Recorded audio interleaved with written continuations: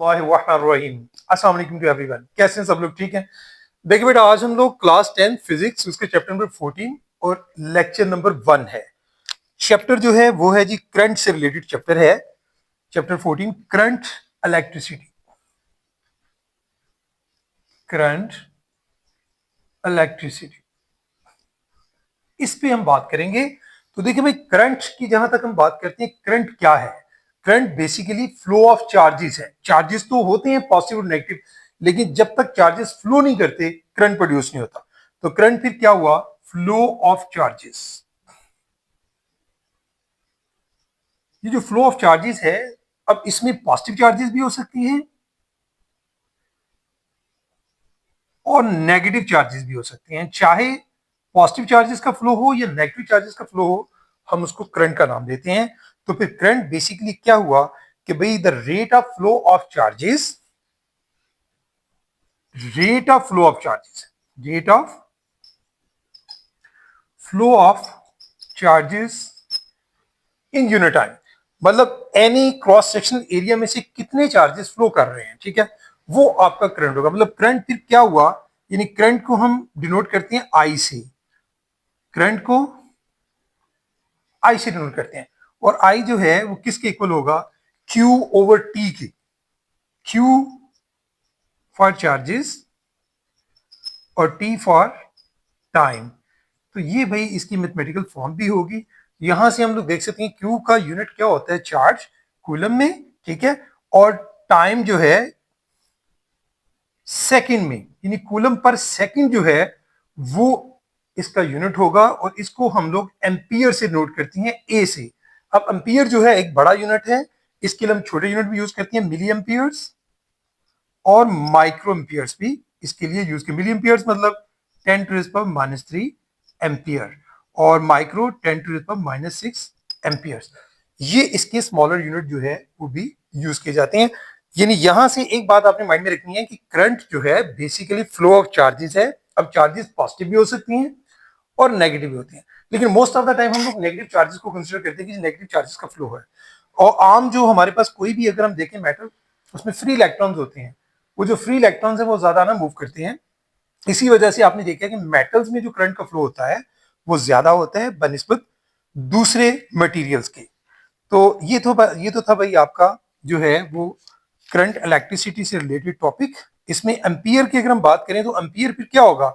1 ampere जो इसका unit है वो बेसिकली किसके इक्वल होगा कि अगर 1 कूलम चार्ज, यानी 1 कूलम चार्ज अगर फ्लो करता है कितने टाइम में?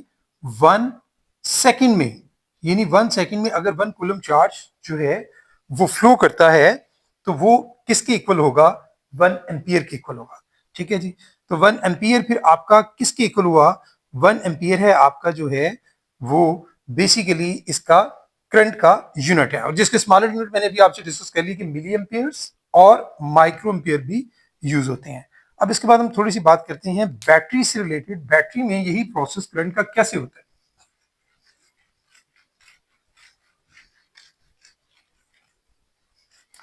जहां तक बैटरी की बात है, तो बैटरी को जब हम लोग किसी भी सोर्स के साथ, कोई सोर्स उसके साथ अटैच करते हैं, ठीक है, इलेक्ट्रिसिटी के फ्लो के लिए, तो बैटरी में क्या प्रोसेस होता है?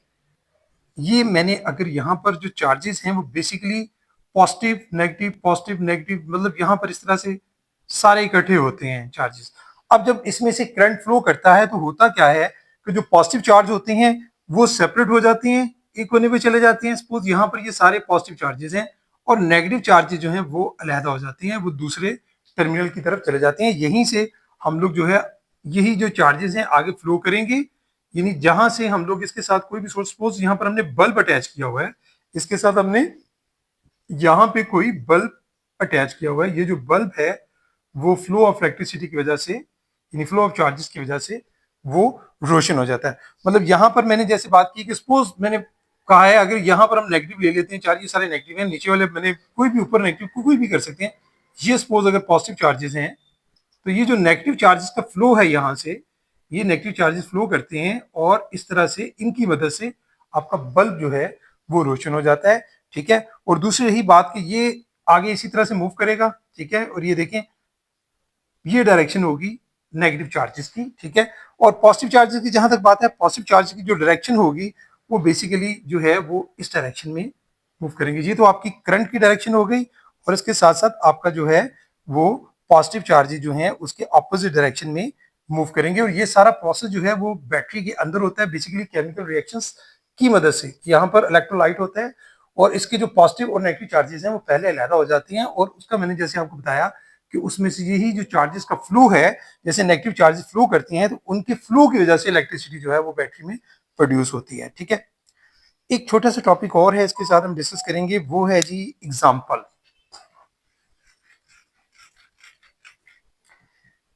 एग्जाम्पल जो है वो दी गई है भाई यहाँ पर 14.1 इसी टॉपिक से रिलेटेड है। 14.1 एग्जाम्पल, उसको मैं रीड आउट करता हूँ, साथ आपके साथ शेयर करता हूँ, डेटा भी इसका बनाऊंगा। ठीक है, तो देखें जी, इफ 0.5 कूलम चार्ज पास, दोनों में चार्ज दिया गया है। यहाँ पर डेटा जब हम बनाएंगे तो सबसे पहले देखें हमें क्या क्या चीजें गिवन है। चार्ज यानी क्यू जो है वो कितना है हमारे पास 0.5 कूलम, और क्या गिवन है हमारे पास, pass through wire in 10 second. Time given है जी यहाँ पर, टाइम टी यानी 10 सेकेंड। देन क्या है, then what will be the value of current flowing through the wire. आपने करंट फाइंड आउट करनी है। करंट, करंट को किससे नोट करती हैं, आई से, ये हमने फाइंड आउट करनी है। और अभी हमने सॉल्यूशन में हम लिखेंगे एज वी नो दैट, क्या होता है जी करंट का मैथमेटिकल फॉर्म या फॉर्मूला भी आप डिस्कस करके आए, I is equal to Q by T. इसमें आप वैल्यूज पुट कर देंगे बाय पुटिंग वैल्यूज जी। देखें क्यू की वैल्यू कितनी है 0.5 कूलम डिवाइडेड बाय टाइम यानी 10 सेकेंड। इसको 0.5 को जब आप 10 पे डिवाइड करेंगे तो आपके पास क्या आंसर आएगा 0.05। 0.05 देखें 10 है तो कैलकुलेटर से भी आप इसको कर सकते हैं।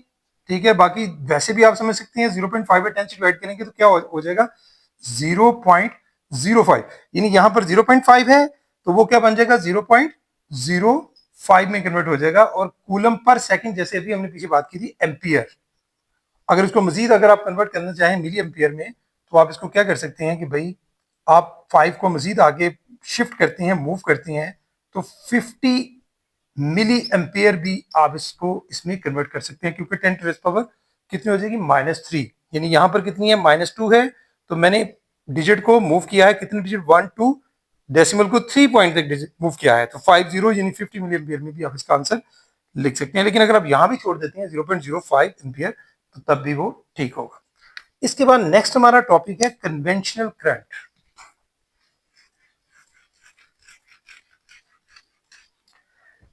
पहली बात तो यह है कि कन्वेंशनल करंट जो वर्ड है इसकी थोड़ी सी हिस्ट्री में आपको समझाता हूं पहले।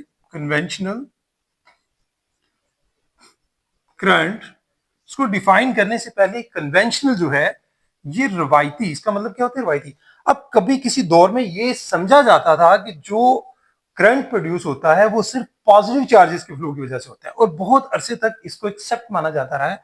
मतलब यही कंसेप्ट था कि पॉजिटिव चार्जेस फ्लो करती हैं उसकी वजह से। तो अब पॉजिटिव चार्जेस के फ्लो जो होता है उसकी वजह से जो करंट प्रोड्यूस होता है उसको कन्वेंशनल करंट कहते हैं। किसकी वजह से, फ्लो ऑफ पॉजिटिव चार्जेस। यानी जब तक ये पता नहीं था लोगों को, साइंटिस्ट को ये आइडिया नहीं था फ्लो ऑफ पॉजिटिव चार्जेस, यानी ये चार्जेस के साथ मैं ब्रैकेट में कर देता हूं कौन से चार्जेस, पॉजिटिव चार्जेस के फ्लो की वजह से, तो उसको नाम आज भी कन्वेंशनल करंट के हवाले से ही उसको माना जाता है, क्योंकि ये एक रवायती वर्ड था। मतलब एक अरसे तक इसी तरह से यूटिलाइज हुआ, लेकिन बाद में पता चला कि पॉजिटिव हो या नेगेटिव हो, सिर्फ चार्जेस के फ्लो की वजह से करंट प्रोड्यूस होता है। वो जरूरी नहीं है कि वो नेगेटिव या पॉजिटिव कोई भी हो सकते हैं दोनों में से। लेकिन जब तक नेगेटिव के बारे में, नेगेटिव चार्जेस के बारे में नहीं पता था तो यही समझा जाता था, इसीलिए स्टिल अभी तक इसको कन्वेंशनल करंट का नाम दिया जाता है फ्लो ऑफ पॉजिटिव चार्जेस को। तो current flowing from positive to negative terminal of a battery due to the flow of positive charges, इसको नाम देते हैं कन्वेंशनल करंट। ठीक है जी, ये हमारा था जी कन्वेंशनल करंट से रिलेटेड छोटा सा टॉपिक। तो इसको आप थोड़ा सा अगर एग्जांपल से समझना चाहें तो देखें, अगर वाटर जो है वो आपने अक्सर देखा है कि वो हायर पॉइंट से यानी हायर लेवल से अगर हम देखें तो वो लोअर लेवल की तरफ वाटर जो है वो मूव करता है हमेशा। मतलब यही कॉन्सेप्ट जो है इसमें मौजूद होता है। इसी तरह से अगर आप हीट देखें तो वो भी अगर आप देखेंगे हाई, जहां पर हीट ज्यादा होगी, हायर लेवल होगा हीट का, वहां से वो लोअर लेवल की तरफ हीट जो है वो मूव करती है। तो बिल्कुल उसी तरह से जैसे मैंने आपको एग्जांपल दी, वाटर की एग्जांपल दी, हीट की एग्जांपल दी, टेम्परेचर की, मतलब हायर टेम्परेचर से लोअर की तरफ, इसी तरह से आपका जो कन्वेंशनल करंट की भी अगर हम बात करते हैं तो चार्जेस इसमें जो पॉजिटिव चार्जेस जो हैं वो पॉजिटिव हमेशा बड़ी वैल्यू होती है, उससे नेगेटिव की तरफ यानी ज्यादा से हायर से लोअर की तरफ मूव करती हैं। तो यही कन्वेंशनल करंट की आप एग्जांपल्स में भी लिख सकते हैं। ठीक है जी। तो बैटरी का जो पॉजिटिव टर्मिनल है वहां से डेफिनेटली एक कंडक्टर में जो है वो मूव करेंगे तो पॉजिटिव से नेगेटिव करंट। अब आ जाता है हमारा नेक्स्ट एक और टॉपिक है, उसको भी हम डिस्कस करेंगे, वो भी करंट से रिलेटेड है। नेक्स्ट टॉपिक है जी हमारा the measurement of current. Current को मेजर कैसे कर सकते हैं? मेजरमेंट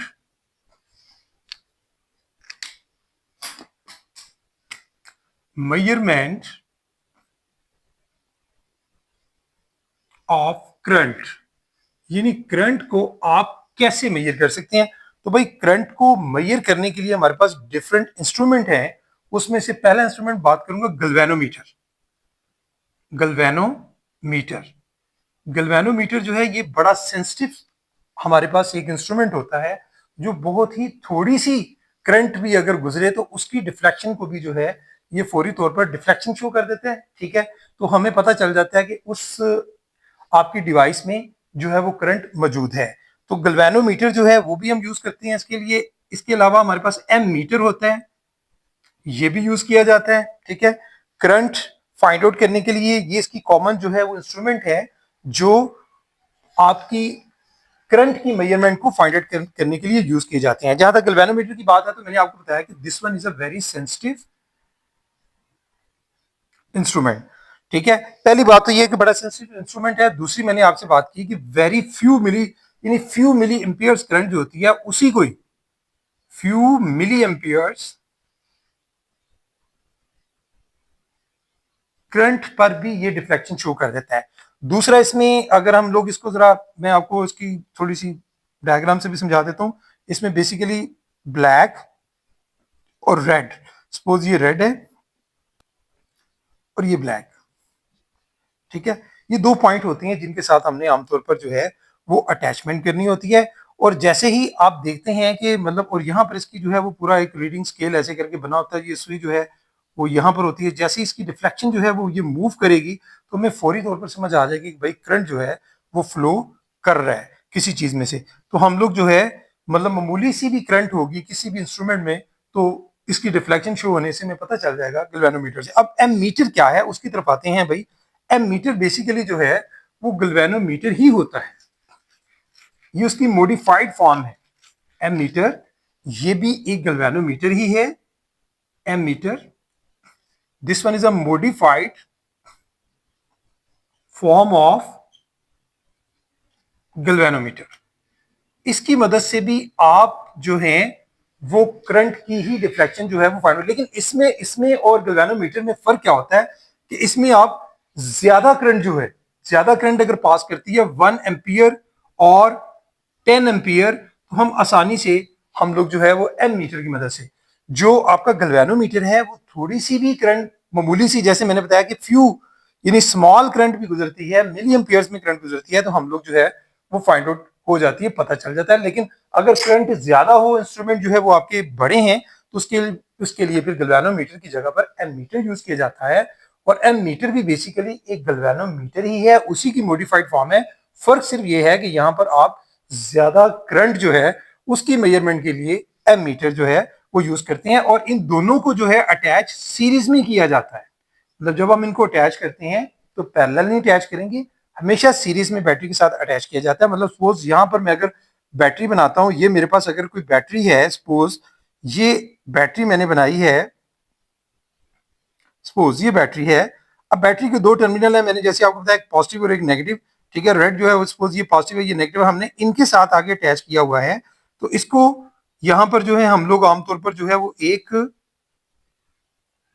स्विच जो है वो अटैच करते हैं, जिसको नाइफ स्विच कहते हैं, ठीक है, नाइफ स्विच, जिसको ऑन ऑफ करने के लिए यूज किया जाता है। इसके साथ आगे जो है यहां पर हमने एम मीटर अटैच किया हुआ है। सपोज यहां पर हमारे पास जो है वो कोई एम मीटर है, तो इसके हम लोग जो देखें, यहां से हम इसके इसके एक ये टर्मिनल है इसके साथ अटैच करेंगे पॉजिटिव, दूसरा टर्मिनल इसका नेगेटिव टर्मिनल के साथ अटैच होता है। रास्ते में हम कहीं भी यहाँ पर कोई बल्ब वगैरह लगा सकते हैं, जिससे हम उसकी बल्ब जैसी रोशन होगा उसकी रिफ्लेक्शन हमें समझ आ जाएगी कि, और ये देखें ये इसका नेगेटिव टर्मिनल, ये पॉजिटिव, इस तरह से। और ये देखें ये हमने जो एम मीटर है इसको हमने कैसे अटैच किया हुआ है, आप देख सकते हैं इसको हमने सीरीज में अटैच किया। इसी तरह से जैसे एम मीटर की मैंने एग्जांपल दी, गैल्वेनोमीटर भी इसी तरह से सीरीज में ही अटैच किया जाता है, ठीक है जी। तो ये था भाई हमारे पास दोनों, ठीक है जी, एम मीटर और गैल्वेनोमीटर, ये हमारा टॉपिक था भाई इससे रिलेटेड। उसके बाद हमारा एक नेक्स्ट एक और टॉपिक है, वो भी मैं डिस्कस करूंगा अभी इसी लेक्चर में। पोटेंशियल डिफरेंस पर बात करेंगे अब हम लोग। पोटेंशियल डिफरेंस क्या है?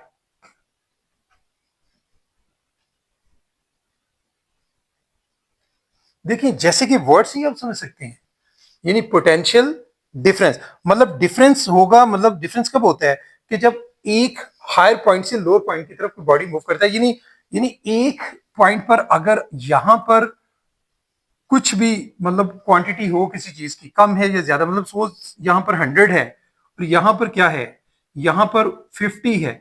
अब ये पोटेंशियल डिफरेंस पैदा ही क्रिएट ही तब होता है जब दो वैल्यूज ली जाती हैं, उसके दरमियान फर्क होता है, डिफरेंस होता है, एक ज्यादा होती है एक कम होती है। तो पोटेंशियल डिफरेंस बेसिकली क्या है, two ends of a conductor कब कॉज होगा, dissipation of electric energy into other forms of energy, charges flow through the circuit. यानी सर्किट में जब हम इसको अटैच करते हैं, पोटेंशियल डिफरेंस कब प्रोड्यूस होगा कंडक्टर में, जब उनके दरमियान बेसिकली दोनों क्वांटिटीज के दरमियान डिफरेंस होगा और इलेक्ट्रिक एनर्जी जो है वो फिर दूसरी फॉर्म में कन्वर्ट होती है इसमें। जैसे एनर्जी जो है वो चार्जेस में फ्लो करके, तो सर्किट में पहले फ्लो करेगी, तो इससे वो एनर्जी हमें हासिल होती है। तो यहाँ पर जो है वो एक छोटी सी इसकी मैं आपको डायग्राम के साथ समझाता हूँ।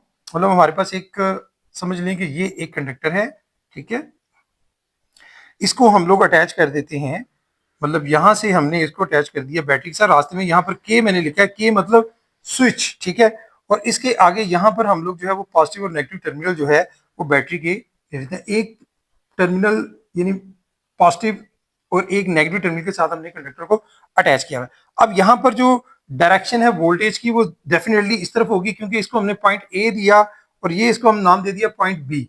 यहां से जो फ्लो है करंट का वो किस तरफ से है, जिस तरफ से है उस तरफ ज्यादा होगा, और जिस तरफ वो जाएगा उस तरफ कम होगा।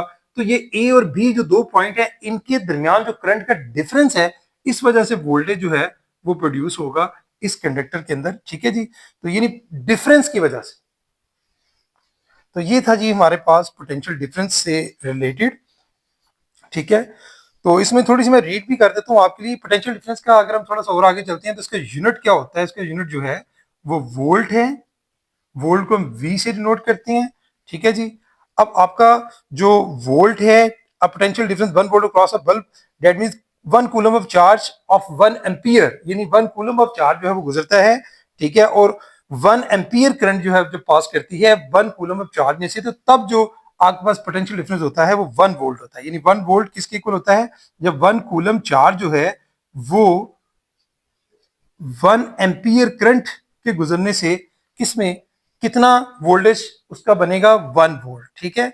यानी 1 कूलम चार्ज में से जब 1 एम्पियर करंट फ्लो करेगी तो तब वोल्टेज कितना होगा, 1 वोल्ट। ये आपकी 1 वोल्ट की डेफिनेशन भी होती है, ठीक है जी। तो ये था बेटा इसके बारे में आपके पोटेंशियल डिफरेंस से रिलेटेड।